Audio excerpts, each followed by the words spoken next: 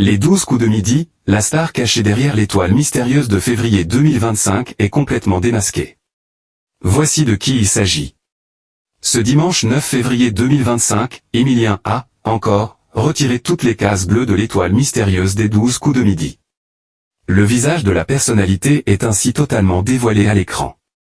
S'il existait une plateforme où l'on pourrait parier sur Emilien, nous serions, comme lui, millionnaires.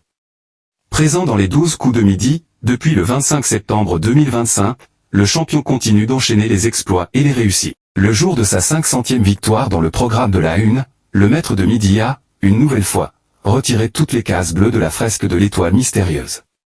Ici, à date, il n'a pas encore réussi de coup de maître, et n'a donc pas pu proposer le nom de la personnalité que l'on voit totalement à l'écran. Ça risque de n'être, une nouvelle fois, qu'une question de temps. À moins qu'il ne se fasse éliminer avant de pouvoir décrocher sa 18e vitrine.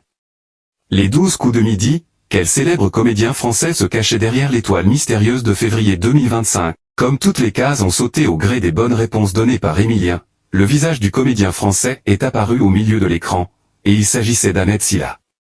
Né à Nantes en 1990, celui que l'on a découvert en 2011 chez Laurent Ruquier dans On demande qu'à en rire mène depuis une carrière odorable.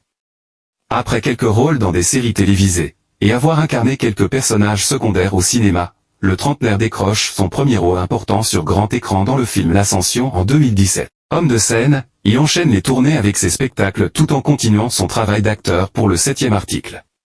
Récemment, le public a pu le voir dans Ici et là-bas de Ludovic Bernard aux côtés d'Hakim Gemili. Les 12 coups de midi, à quoi font référence les indices présents sur la fresque de l'étoile mystérieuse? En toile de fond, l'Everest se rapportait au film L'Ascension. Le petit beurre, faisant office de quart, était une référence au lieu de naissance de l'acteur.